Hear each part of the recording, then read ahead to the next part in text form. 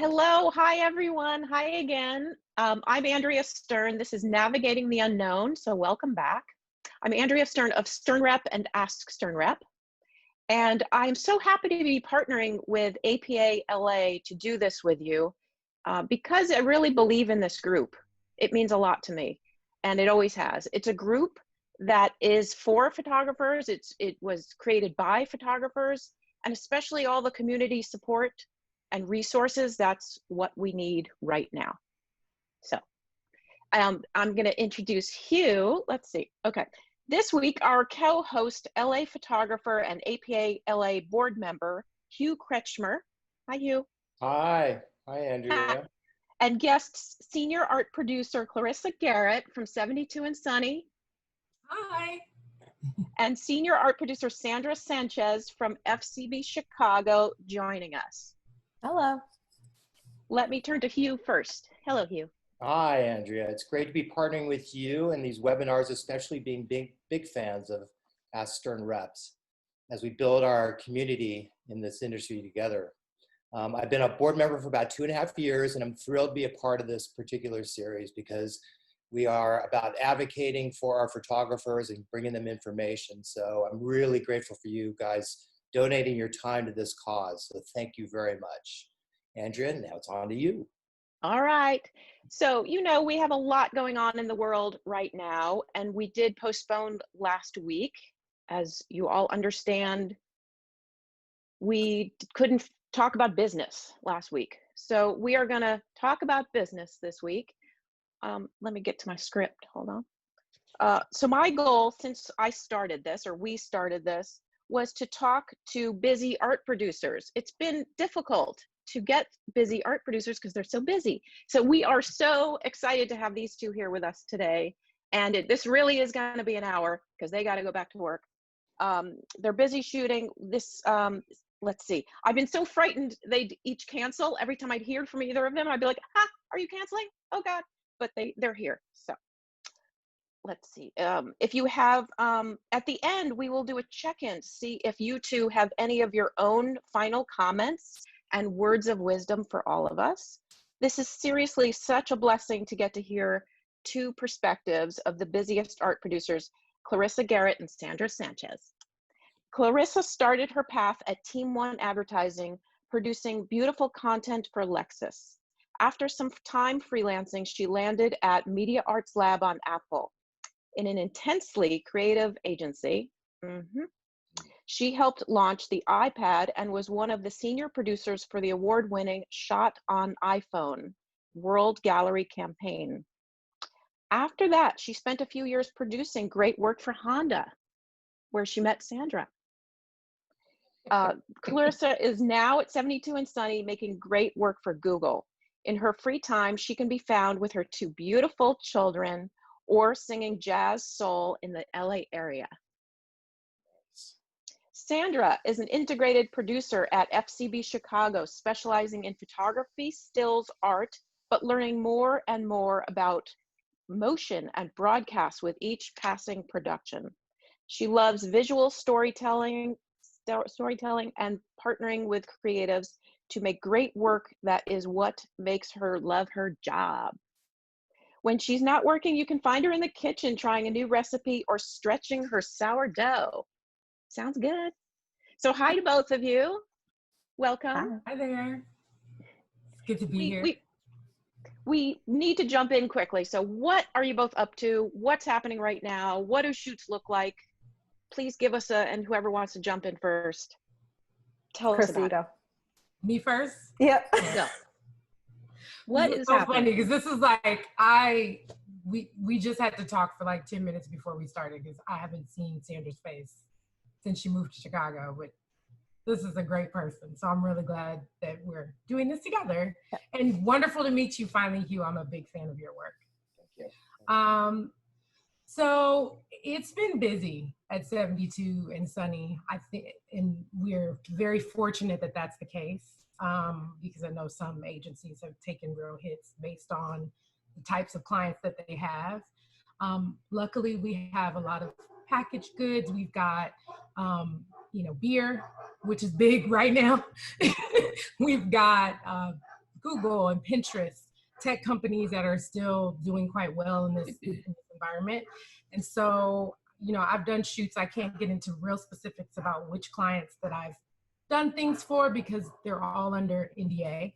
However, I will say it was really tough in the beginning to figure out how to move forward because, you know, we couldn't actually do any shooting and everyone was really, you know, we had to stay in place. So a lot of the first projects that we put out surrounding COVID were UGC, user generated content, or we did a great ad for, I guess I can say this, for the NFL.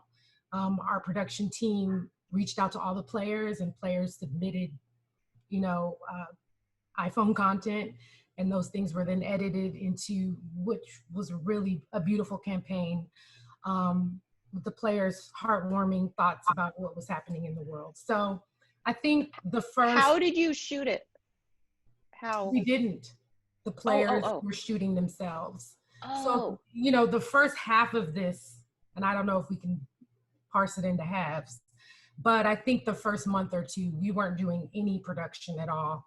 Everything was user-generated content, which is why we were busier than ever as art producers. We're sourcing stock footage. We're sourcing reach outs. Our PAL legal team was very busy, you know, chasing down people on Instagram. So I feel like the first 2 months, that's kind of where we landed. Now we're in a world where we've partnered with a few director photographers to do stay-at-home, stay-in-place shoots. These shoots do not involve shooting talent. Talent can't go to locations and be shot. So we've kind of had to navigate around that. And what I found is we either have to shoot at the photographer's home or at a location that belongs to, let's say, a prop designer or a stylist. We ask for pictures of that stylist's husband and his hands, and see if they have any kids or dogs. You know, it's really it has to be a very small production, 2 to 3 people, and we are really leaning on artists, photographers, and their crew to provide the resources that we need to make a shoot come to life. So it's been really interesting to be on Zoom for shoots, which really can slow things down when you're waiting for a client to hop on the Zoom to check in on a shot, to give their approval. So things, I feel, are moving much slower, but they're not stalled. So I guess that's a good summary of what's happening. What are they shooting exactly? So if the talent can't be there, they're just shooting themselves? Product. Still life. Still life, product, tabletop, yep. With hand models, or that's what they're looking for? Hand models. Yeah, I wish I could get into specifics, but I did have a client that, you know, we did need talent, and, you know, the prop master's wife was also a stylist. We just put her in a jumper. She looked great. She looked great fantastic, you know?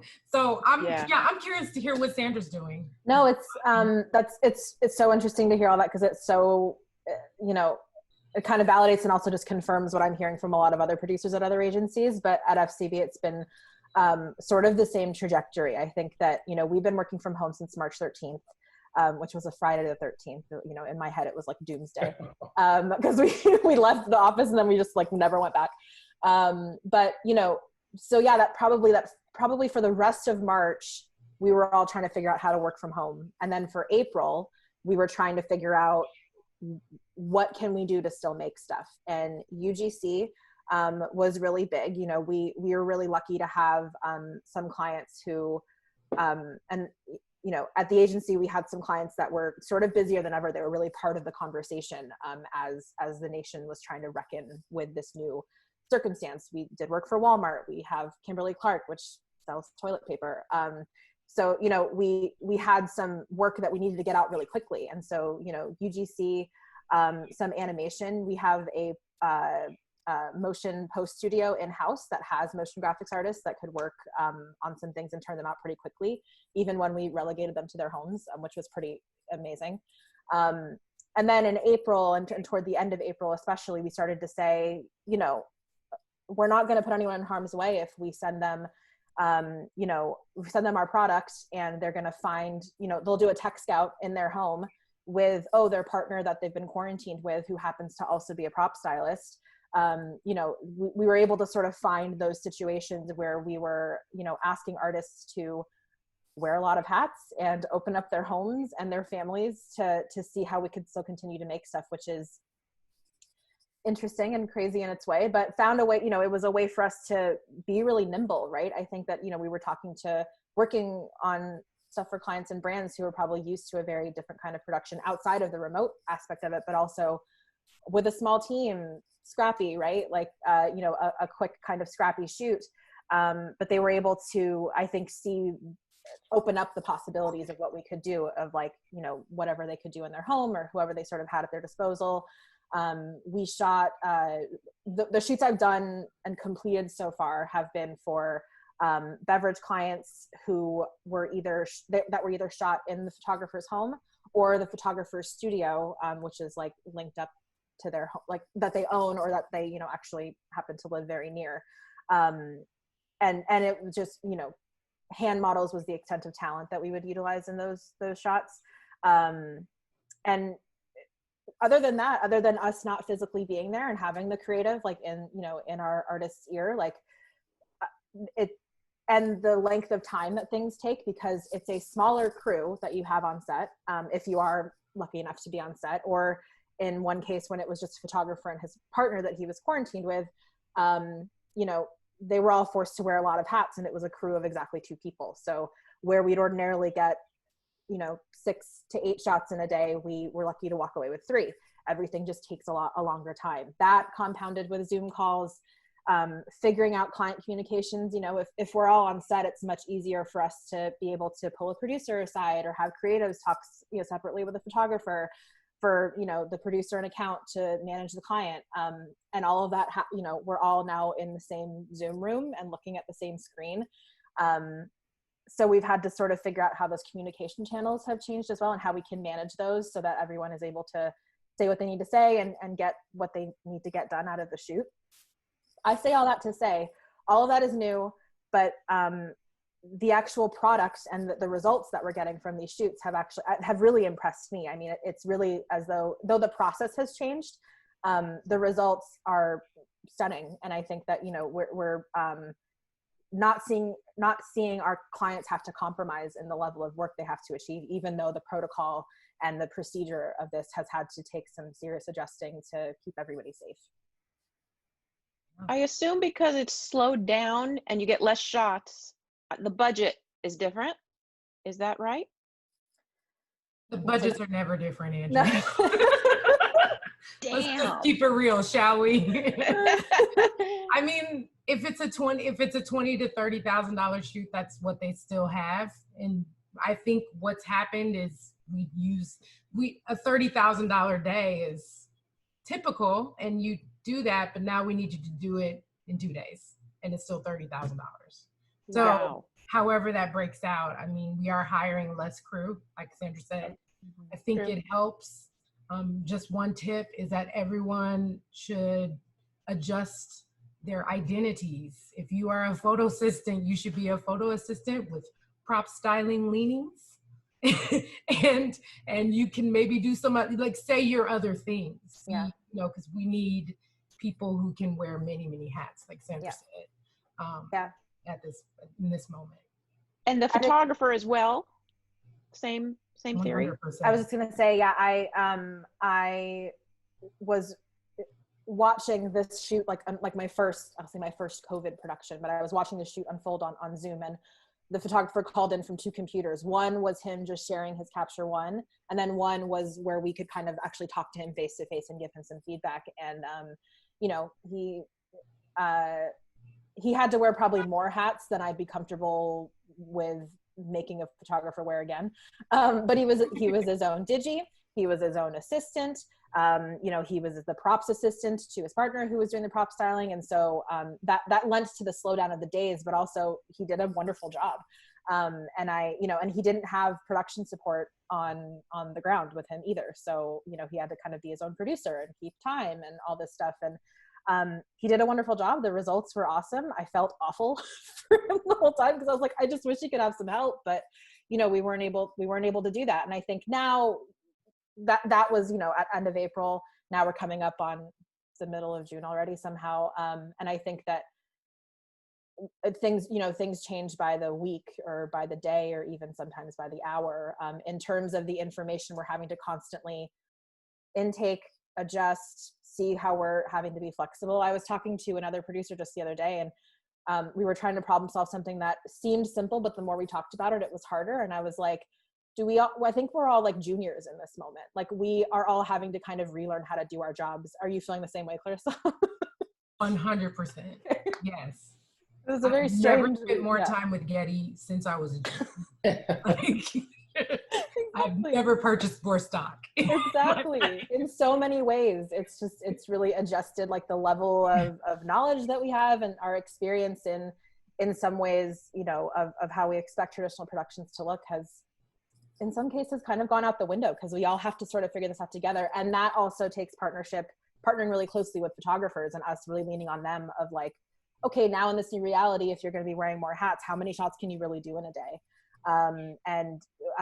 You know, we also know that they may not have, that we're all trying to figure it out together. So it's like, it might all be our first production where we're all trying to figure it out. And I think at the end of the day, like the name of the game is patience as much as we can possibly say. Like we're all doing a job, but we're all also, you know, in a very, very new and different world. And we bid things a certain way or we plan things a certain way, and we have to just be willing to pivot and be patient, because this is definitely not the way we all came up working in this industry. It's just, we just had to really relearn all of our essential skill sets, and that takes some patience. Yeah, photographers as well. Definitely. Right, Hugh?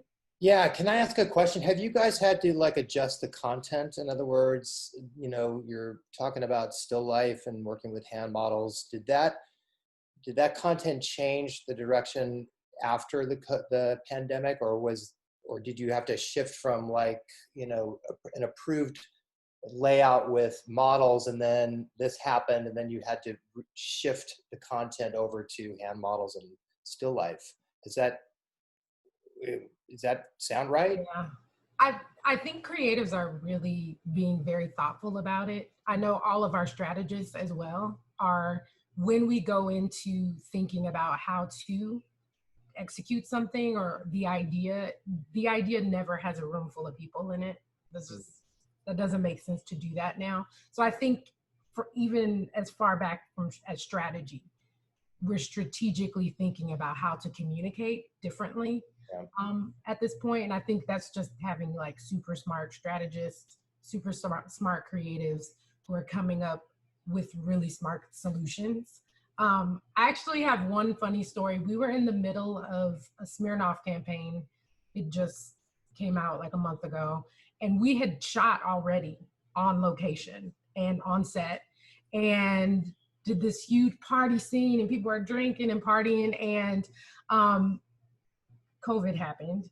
But luckily, within shooting that campaign, they had also shot these like 15-second shorts about not drinking and driving, where all of the talent was face to face on set and saying, no, don't do it, you know. And they did this amazing cut of that whole thing, which then became the Smirnoff campaign about staying home and drinking. And I felt like it was a really smart way. I mean, we had to re-edit and recut the entire, you know, commercial, but it was a smart solution on how to just like not lose all of that money that we did you end up slapping a disclaimer on one of those edits saying that this was like footage that was shot prior to? I believe so. I saw that, and I was like, that's smart. No one's doing pool parties right now, so no one's doing that. But there we were in the midst of all the COVID heavy, you know, kind of piano-led campaigns. There were people partying, and it was disruptive, and it was effective because of how smart they thought about it and how quickly they made that change. So Yeah.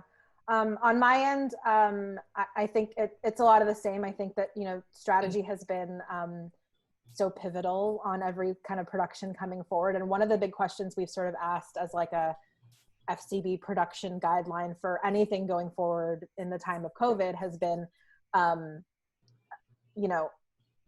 is it necessary for us to be doing this right now? What I mean by that is, outside of like brands obviously always needing new content and having their campaigns that they've been planning for a while. And, this was a big year for a couple of brands, so they've always had to do stuff.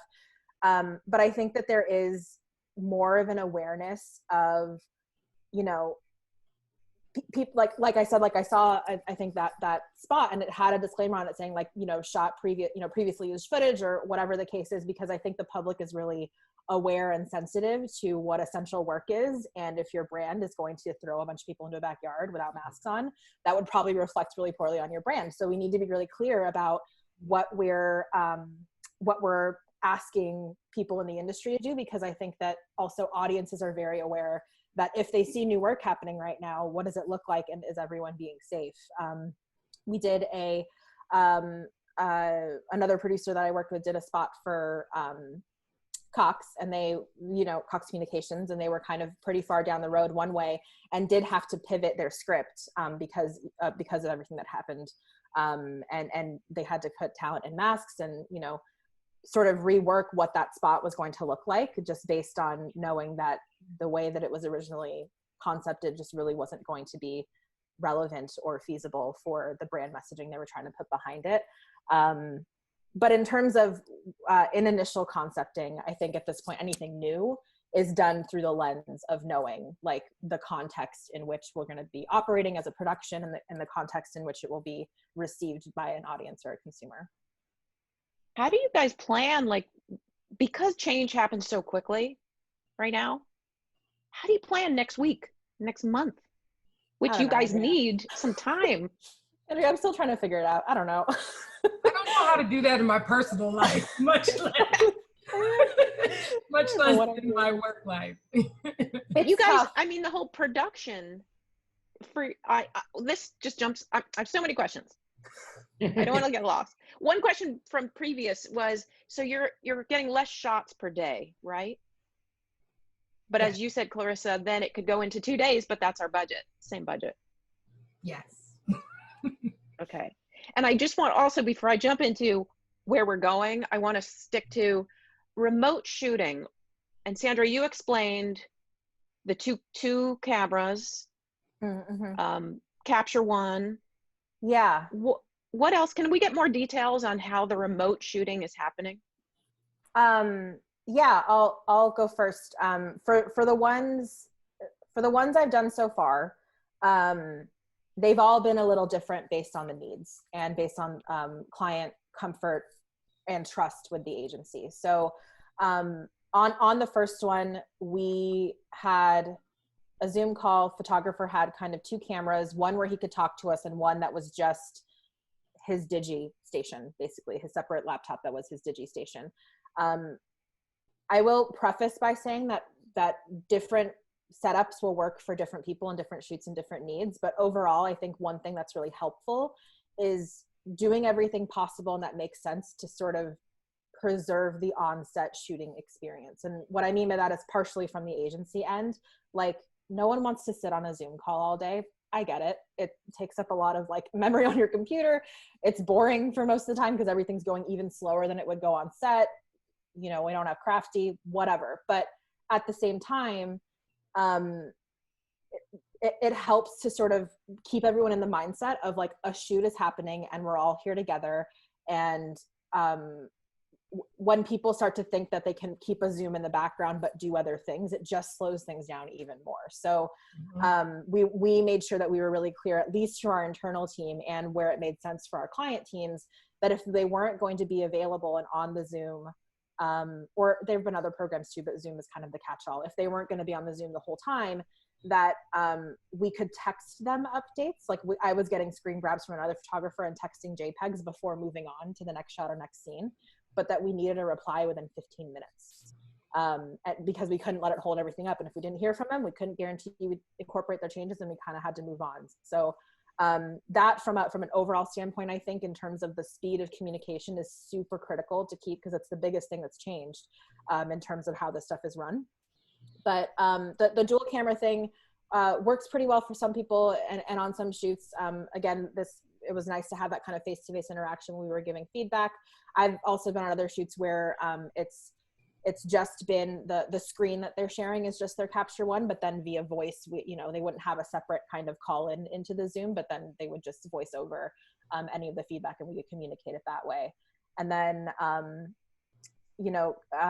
we'd start like a group text with me, the creatives and the photographer, and me, the creatives and the production coordinator, to make sure that information was all being shared. And then however the clients want to communicate with account. I mean, it was literally like, I needed 2 screens and several windows.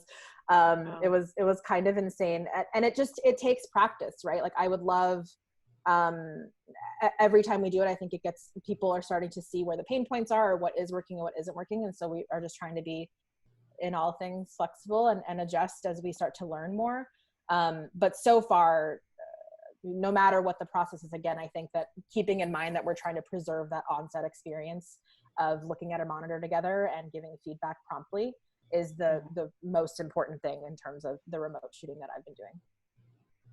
Sounds like it really slows it down. Yeah. Really. Yeah. Like we have to incorporate that into our own estimates, into our own production. Yep. Yeah.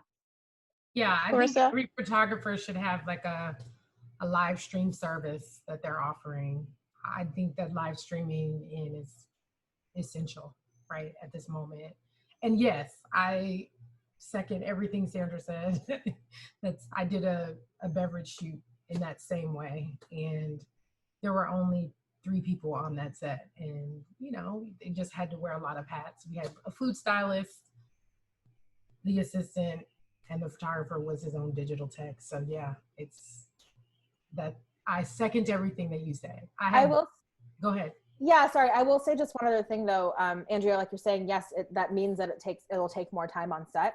I also think the other side to that coin is it takes more time to prep, because we know that the team is limited on set, and the ability, not the ability to be flexible and be nimble, but the time it takes to be flexible and be nimble is just so much longer on set if we're making those decisions on set. So like as much as possible, we've been the company line we've sort of been saying is like it takes 1.5 to 2 times as long to prep for a shoot now than it did in the past, because of the extent of approval and the amount of things we want figured out. Like you got to have a pre-light, you have to get test shots if you can. Like luckily, at that photographer's home, he was able to, in his tech scout, give us some test shots. So then we had the client sign off on that, and they were much more willing then to be like, yeah, just text me a JPEG, but like I saw the shot already. It's just going to be with the actual product, and you got it. That kind of prep stuff will help keep the shoot day from slowing down too much outside of the communication things. But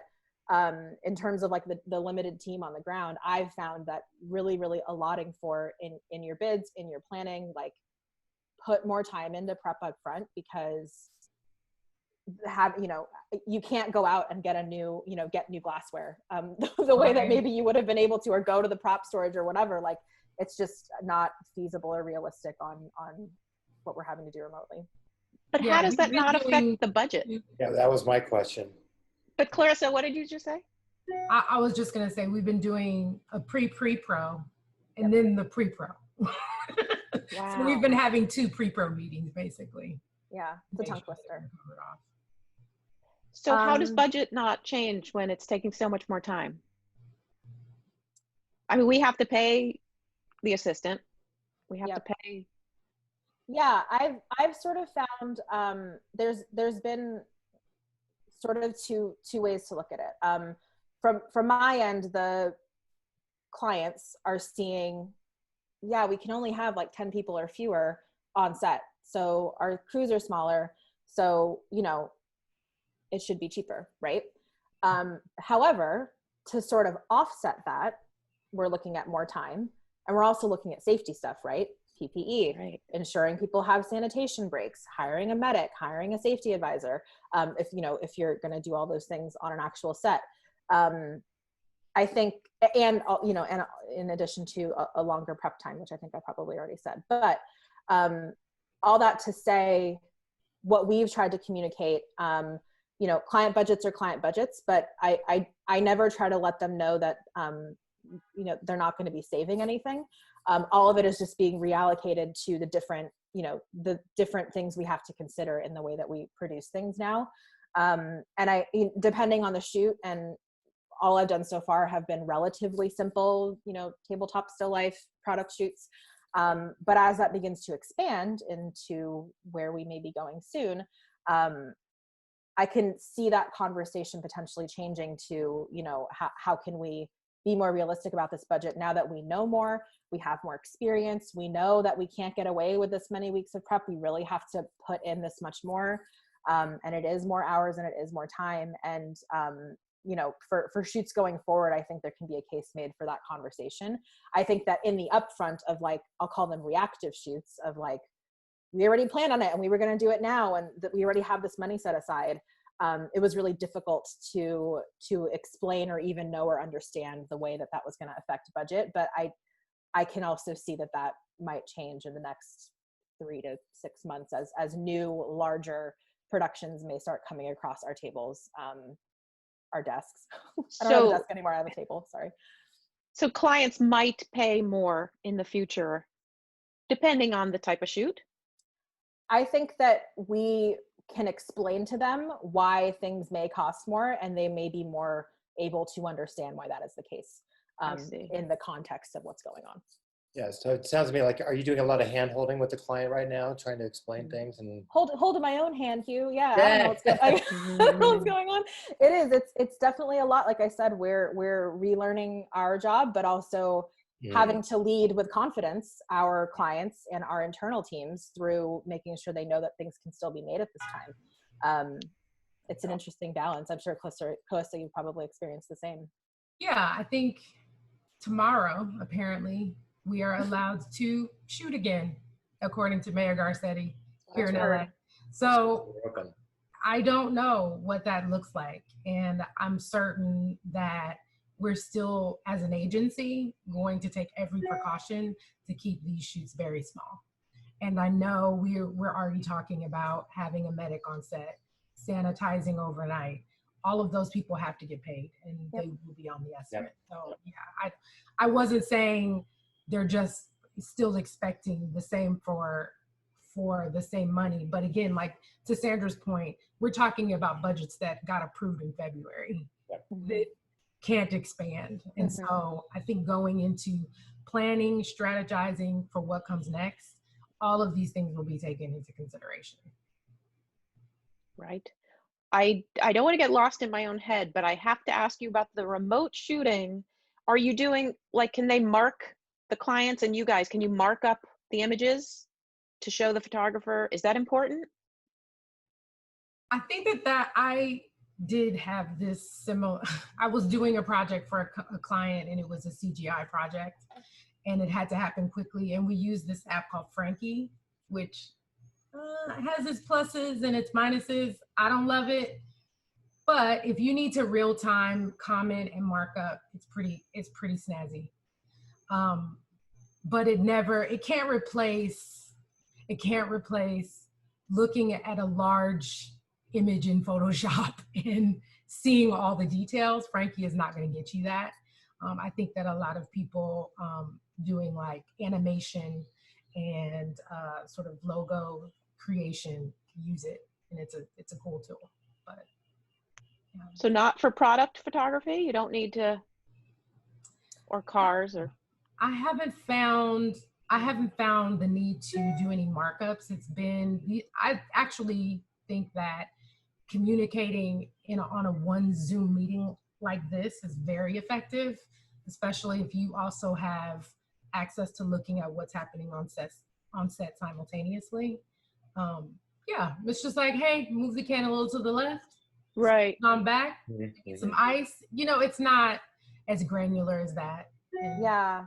I think that I echo and feel the same way. I think that, again, in trying to preserve that on-set experience as closely as possible, that markup wouldn't be needed if we were there in person either. I think that we could always just talk about it and point to it. And, you know, we've not felt like we've had to get that granular in our feedback in terms of like move it, you know, a millimeter to the left at this point. And, you know, I can see how it would be probably a bigger tool needed in post for retouching or for editing. And that's been really key. If not for markup, then at least for being able to point to things live, which I know some software allows you to do. But for the actual shoot, I've not felt the need for that to come through. Interesting. I didn't know that. Yeah. I want to get into, so now we've learned so much about what's happening. What do you need from photographers? Like, how do you choose the photographer? Do they have to be, what's so important right now? And what's going to change from what you need from a photographer now? Clarissa, you're on mute. Yeah, because the garbage man is here. Oh. I think that I need to know that they're going to be flexible. I feel like also knowing, I gotta be honest, the last shoot that I did, the photographer lived with the prop. They had a roommate that was a prop stylist. They were quarantined together. That just made sense. That just made really good sense to go with that person. It wasn't that his book was so much better. It was just, he offered a solution to our quarantine problem. And so I think my best advice is to, you know, market yourself as a solution provider. And I know that that's what you already do. But I feel like the AICP guidelines are just like a moving target. And, you know, at first it was, no, you're on your own, one person, only who you're quarantined with. Now it's up to 6 people. Tomorrow, I don't know what it's going to be tomorrow. I have no idea. I'm going to check the website just like we all are to find out what's okay. But I feel like I want to hire a person who, if in 2 weeks it shifts and changes, they can shift and change with it, if that makes sense. Just big picture. Yeah, I'd agree. I'd agree with that. I also think that there is something in searching for those solutions and being able to provide them to us as we sort of seek out artists. I think that like testing and figuring all that out on your own, right? Like not waiting for a job to teach you how you can kind of be creative in doing things remotely. You know, the test shoots and trying to seeing what some people have been able to kind of achieve in a remote way, you know, without necessarily having the client work to give them that opportunity. I think that having to be curious to figure out what solution you can offer somebody when they're looking at partners for a job. Because all of this is new to everybody, I can't always lean on somebody who's done this exact thing that I'm looking for, because we're all trying to figure it out. But the more that you, you know, seek opportunities of like just really like making cool stuff for yourself that is within the confines of what we have to do, I think is really cool.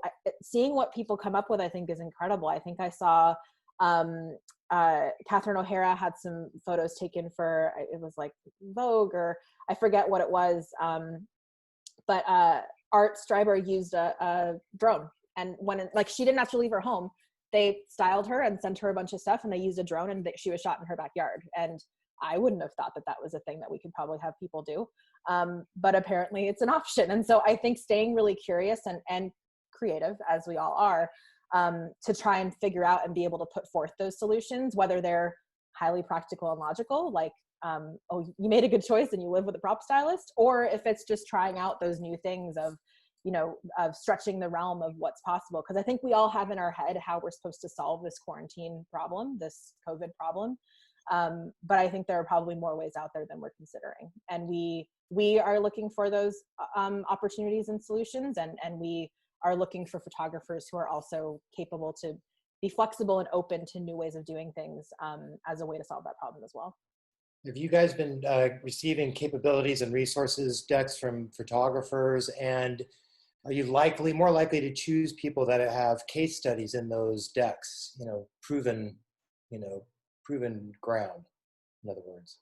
I speak for myself. I know that I've received a lot of them, and I think that they're really, really helpful. I think some of the case studies or the sort of proof points of saying like, here, we promise we can do this, I think are important. And I think that we definitely take them into consideration, again, because we may be thinking that something isn't possible. And so seeing a photographer market their ability to solve that problem to us with a proof point, I think, at least in my regard, and creatives I've talked to have found it to be really valuable.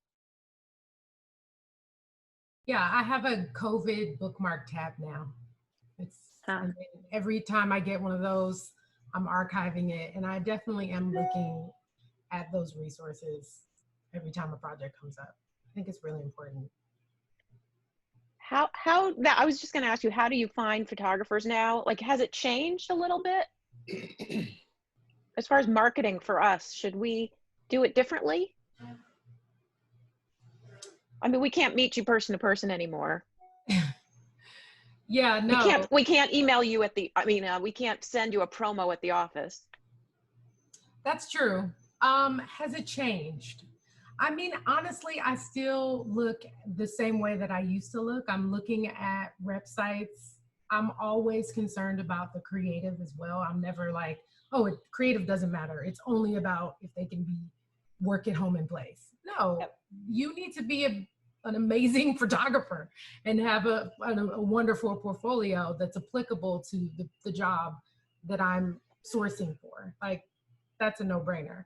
I think the COVID resources help us to determine and help and walk these things through to the clients. Like, we have to handhold them.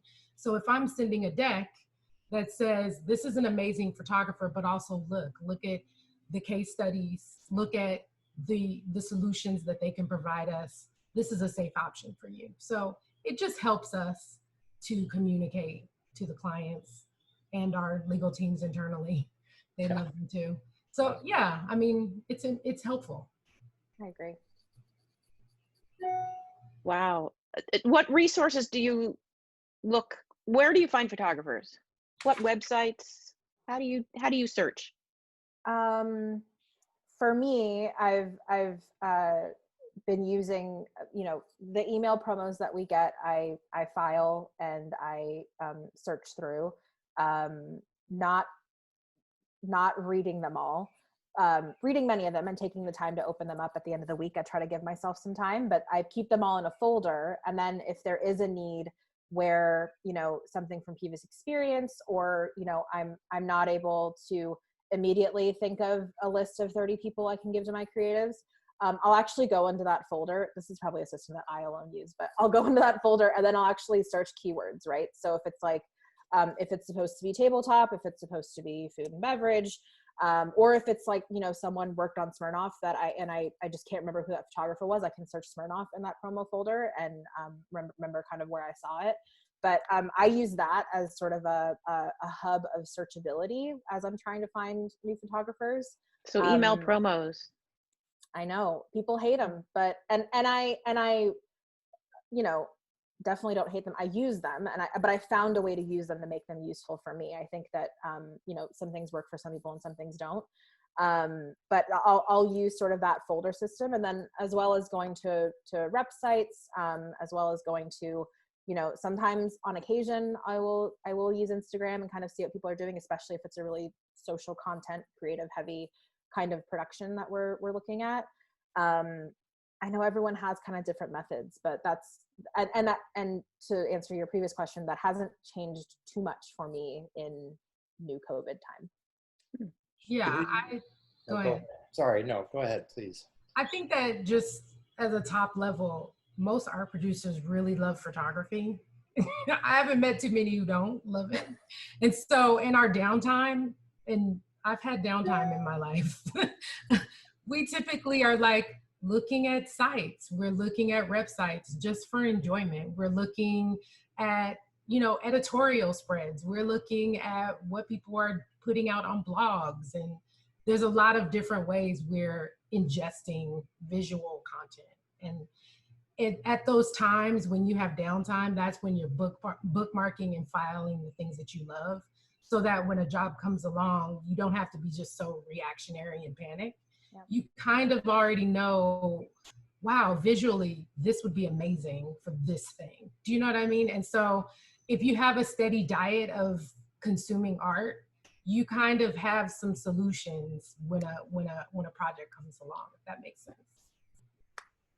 Do you have any specific websites you like that we could pay for certain ones? Do you use any of those? Oh, we talking like Workbook and EdEdge? Sometimes I think it depends. I think it depends. I really only use Workbook and EdEdge for shoots that I'm not as familiar with. Like sometimes I'll use them for food, or things where you just need an amazing stylist, you need a local, or I'll use it if I'm shooting in a specific city that I'm not familiar with. Do you know what I mean? So like if I don't know anyone in Minneapolis, I will use the annuals. But for the most part, it's a creative decision and it's in my heart. Everyone on this call is like, how do I get it? They're all in my heart. You have to get in my heart. I wanted to see if you wanted to answer some questions from our audience. If anybody Hugh, can I interrupt you? Yeah, of course. Sandra, any websites that you use? If I use any, they're in the same way that Clarissa said. I think it's if I have to find some specialty with a photographer, like if I had to find an architecture photographer in a certain place, those sites. Any specific sites that you do use? Workbook, mainly Workbook, if I'm going to go that route. Ooh, we are selling Workbook. Do you guys talk to each other? Do you ask other art producers? Yes, that's what I was going to say all the time. Yes. I loved RPA because we all sat together and like this, it literally got to the point where we wouldn't even get up from our desks. We're just like banging away. Sandra! This is the best. Wait, one more question here before you ask.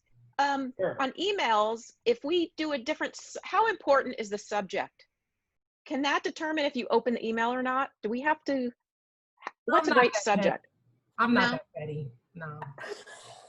I'll say this, if it were something that I wanted to think about, I wouldn't be able to, because my agency will stick an external thing at the beginning of all of the emails that don't come from our agency. So if any cool, clever subject line probably gets like drowned out by this huge external that I have to look at. So, and I don't get too picky about that. I mean, that matters a little less to me. I think that keywording because of my system, keywording what's in your actual email, making sure you have alt text in there so people can search it, I think is super key, because I search my email constantly, just for like work stuff. I think that's really key. But in terms of subject line and what gets opened, I'm going to open it no matter what, because I want to sort of see and keep current.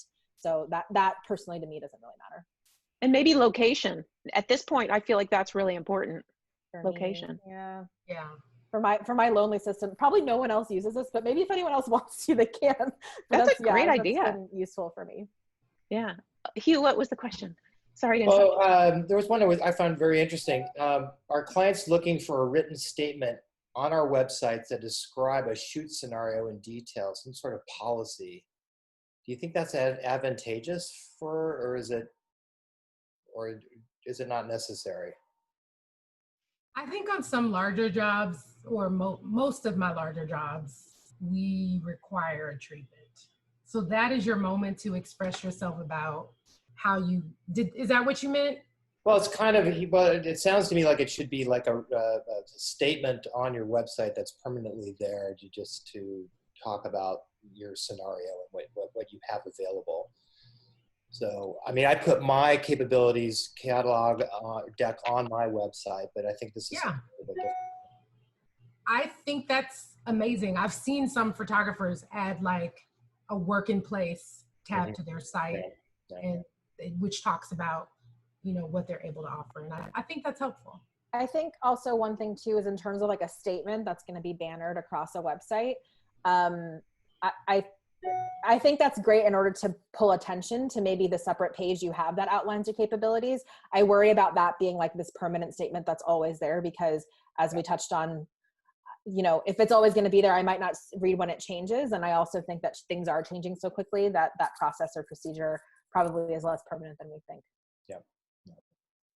I have to jump back to email promos. How often should we be emailing you?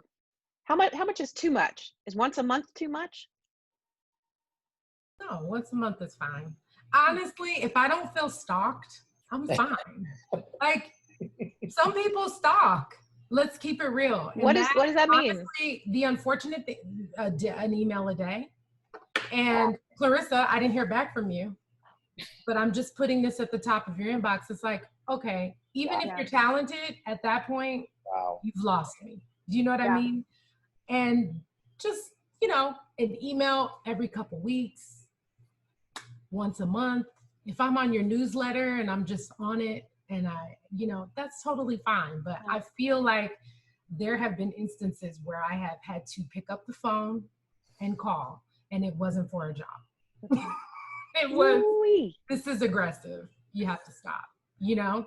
So I'm just keeping it real. That's never a good idea. Yeah, agree. Yeah. Okay, I can jump. Okay, we have 8 minutes left. Oh God. Time. Okay. Social media, how important is that for our marketing? I think it's important. I personally use it. You know, it's cool to see. One, I think it's just another opportunity to brand and market yourself if you have a page where you're able to show your work. I also think that social is, I mean, so much content ends up on social. So also for me, being able to see how you know, a certain look or aesthetic kind of lives on social by going to a page or seeing, you know, what an artist has done, I think has been helpful to send creatives to as well. So their website? Yeah. Wow. Do you want it to be different than the website? Gives you so much flexibility. You can do stills, movement, GIFs. You can get creative on social. I don't necessarily on your social media account just want to see the same stills from your portfolio. I want to see you like have some fun. Do you know what I mean? And you might go viral. That doesn't suck. So like, you know, it's a great opportunity to open yourself up to other types of ways to get work as well. Yeah. What's the difference with Insta stories and our Insta posts? Any marketing differences for you? None come to mind. I view both. But I think that from a searchability standpoint, I tend to go to feeds more. You know, I through like some work accounts, I do try to make sure I follow photographers so I can also see their stories. But the Instagram feed that you can have on your profile can serve as just another way to augment your portfolio that's always sort of standing there as a collection. And like Clarissa said, you can get a little bit more creative with it than you would on a website. So that, to me, I think that I would probably curate the feed versus make sure you're on stories and rapid firing stuff out every day. Well, it's kind of like social is a way of keeping yourself top of mind without stalking, right? In a sense. Yeah. Clarissa's like, I see what you did there, Hugh. I see what you did there. Very smart. Yeah. I'm going to rapidly ask you a question about estimates. Can you tell us kind of what a day rate versus a shot rate? What are you used to for that? And then I was going to ask you how much. Can you give us like a range? What's the normal range of day rates? That's a tough question. I think it really depends on the project, on what we're capturing, on how, you know, if it's a lifestyle shooter versus product. There's so many variations to that. I don't think that's something that I could like generalize. And usage it just depends. Like Hugh, you know, I can't ask you to do something for $2,500 a day. You're a legend. Like, I'm not gonna do that to you. That doesn't make any sense. Yeah. You know, so it just really depends on, are you just starting in the business? Have you been doing this for a while? Do you have fine artwork? Like, there's so many variables. Yep. Yeah, agree. I think usage too. I'm seeing less things on a per shot basis fee wise in terms of like fee structure, I do expect to see things by day. But yeah, naming that range is, it can be an enormous range. It's hard to say. Yeah. Yeah. Can I ask you, and you don't have to answer me, do you still pay 10 grand a day? It depends on who's shooting. Yeah. Can I ask you, what's the highest you've ever seen? No. Okay. I needed to get a no. They will come for me. No, I can't. Right. Right. I'd be embarrassed to give you that number.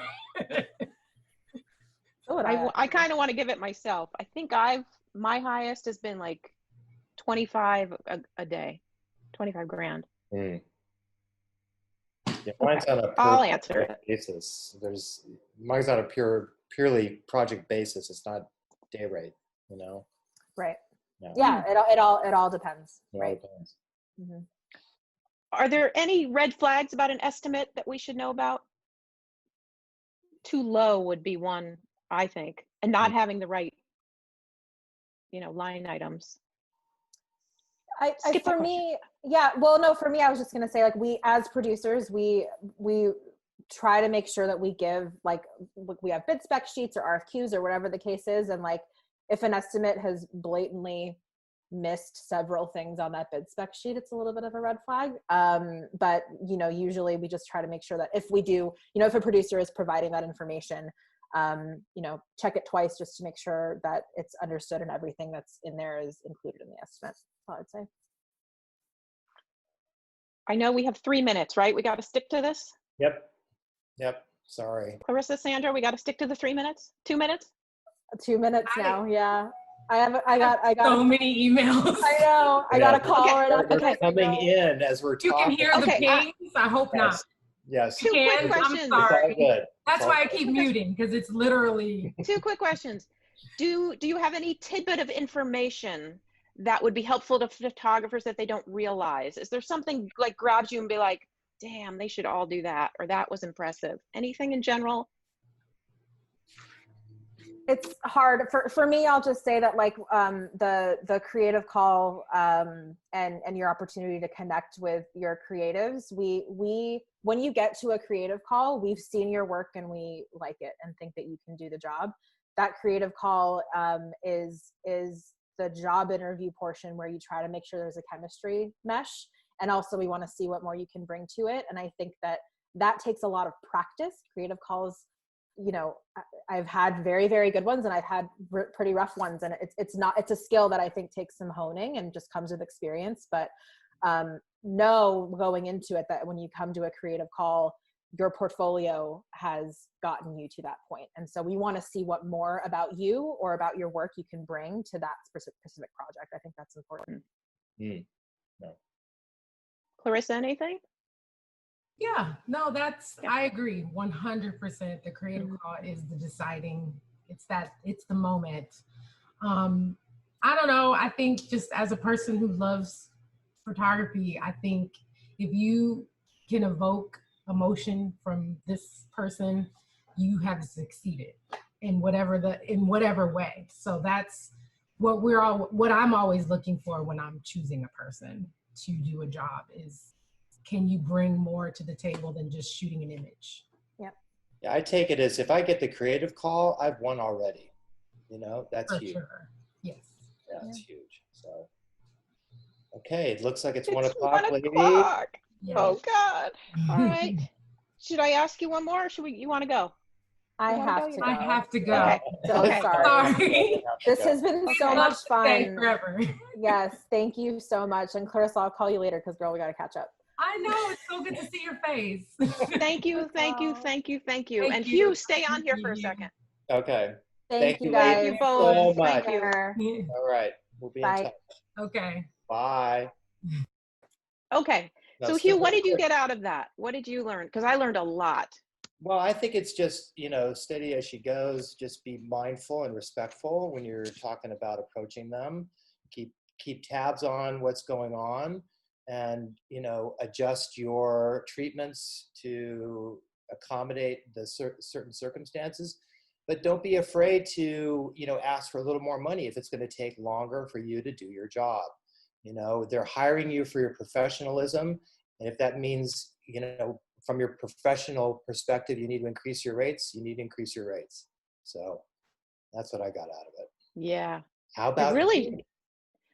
I learned a lot. I wish I could remember the exact ones I learned. Well, about the creative call at the end was really interesting. Yeah.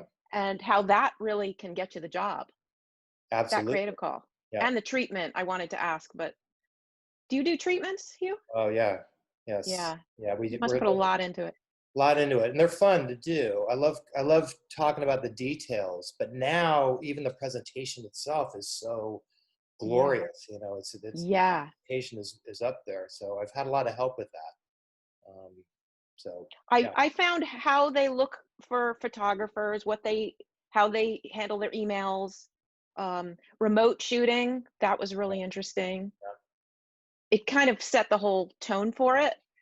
And I thought it was really important to mark up. We allow them to mark up images.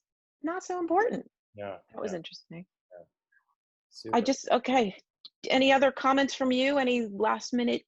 We didn't get into a lot of topics that we wanted to, but I think what we got to is really, really important. So I think that's where we should end it. And I just want to say thank you so much for including me on these. And thank you to Clarissa and Sandra in spirit for joining us today. We're all about advocating for our industry and building a community of support and friendship. And having you a part of that means a lot. We also so you should join the APA. And the benefits are amazing. One of our sponsors is Sammy's Camera, and we want to say thank you to them. They've been a huge supporter of APA LA. So I will. And next in 2 weeks, we have two awesome guests. Emily Hoskins, she's an art producer or senior producer, I should say, at Designery, and we also have a creative director, Jason Pierce at Crispin Porter Boguski, and we're going to talk more about the branding and where we're going, where we're shifting to. So that's in 2 weeks.